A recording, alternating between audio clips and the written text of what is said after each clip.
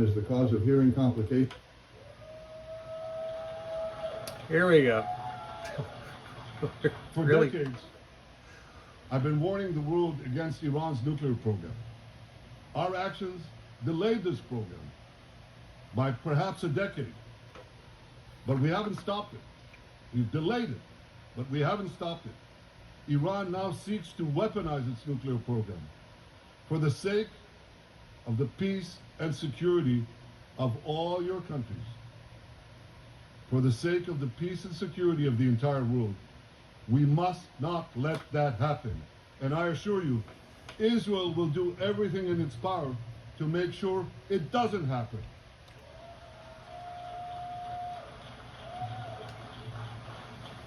So, ladies and gentlemen, the question before us is simple. Which of these two maps that I showed you will shape our future? Okay, so we get the idea there. He's calling for peace, and, you know, basically he's talking about the peace and security of the world. It's pretty amazing to see it, especially after that UN document that hammers peace and security. So, anyway, the guy that I think is going to be that guy, the regime change, is this gentleman right here. Iranian Crown Prince Reza Pahlavi. I don't know if I pronounced that right, but anyway, this guy, he seems like a really winsome guy, a really nice guy. He talks about peace and, you know, basically combining and of all religions, and it is really crazy to hear him talk, because to me it sounds like a lot of the things in Revelation and Daniel. And I mean, is this man potentially the Antichrist? I don't know. Is it possible? I mean, hey, we don't know who it is yet. So anyway, this is a PragerU video on Rumble. There's your title: Iranian Crown Prince Reha Pahlavi says Iranians are ready for regime change. And we just heard Netanyahu talking about a regime change. And I think whoever takes over in Iran is going to be the one brokering that peace deal with Israel that basically starts the unparalleled time of world peace. Again, a lot of people think we've already seen the first seal. We have not seen the first seal. Rockets and stuff have been flying in Israel ever since, you know, as long as I've been alive, and I'm 51 years old.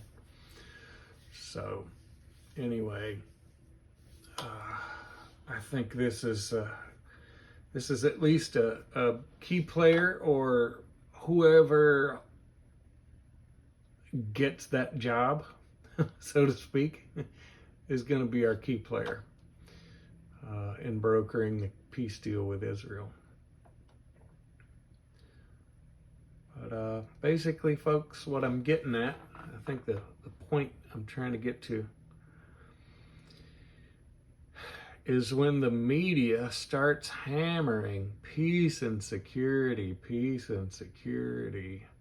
and global peace and security and all this stuff, we're going to be really close.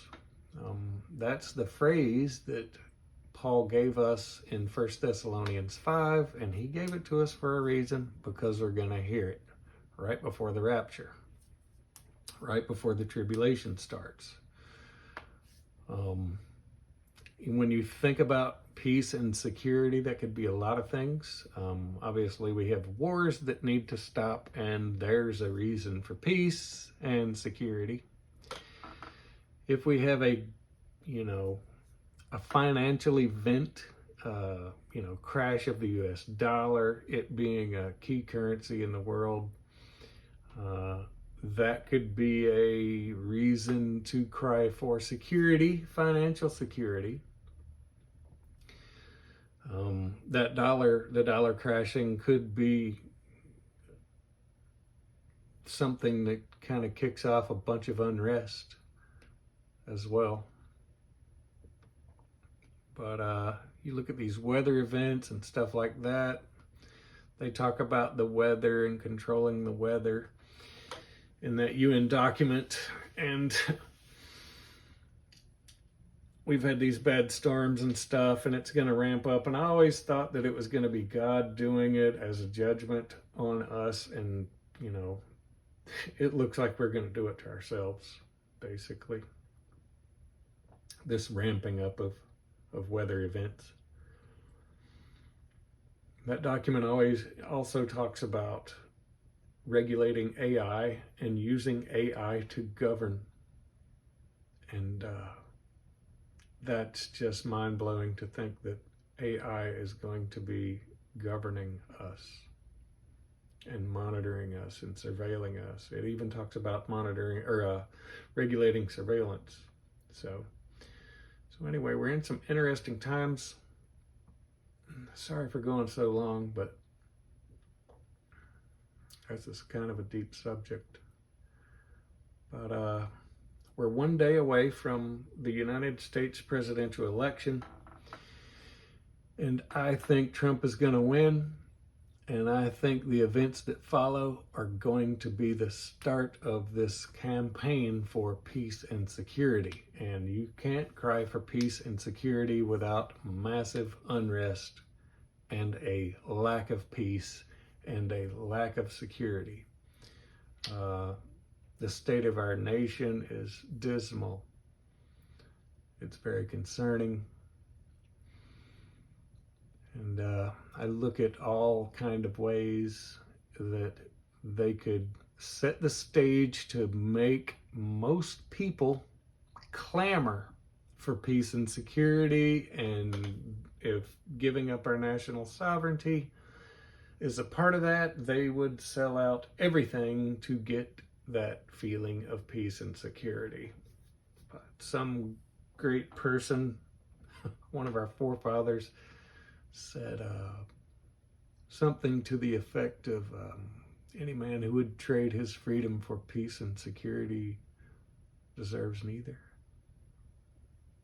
Or I'm probably wrong about that. It might have been any man who trades his freedom for security deserves neither. That might have been it. But anyway, I'm not perfect by far. Quite imperfect. But this is Onesimus, and this is my first video.